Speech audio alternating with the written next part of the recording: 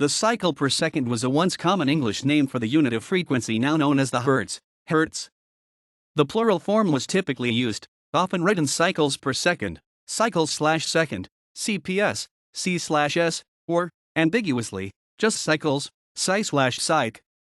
The term comes from the fact that sound waves have a frequency measurable in their number of oscillations, or cycles, per second. With the organization of the International System of Units in 1960, the cycle per second was officially replaced by the hertz, or reciprocal second, s1 or 1/s.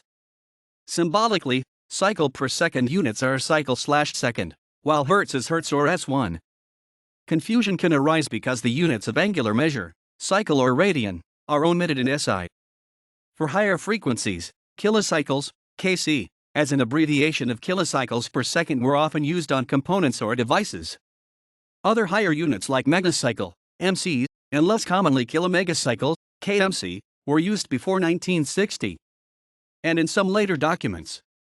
These have modern equivalents such as kilohertz, megahertz, megahertz, and gigahertz, ghertz.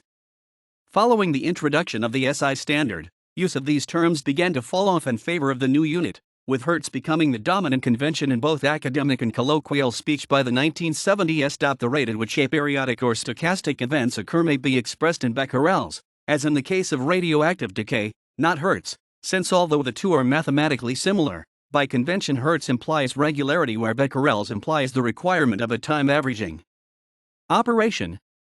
Thus, 1 becquerel is 1 event per second on average, whereas 1 hertz is 1 event per second on a regular cycle. Cycle can also be a unit for measuring usage of reciprocating machines, especially presses, in which cases cycle refers to 1 complete revolution of the mechanism being measured, i.e. the shaft of a reciprocating engine.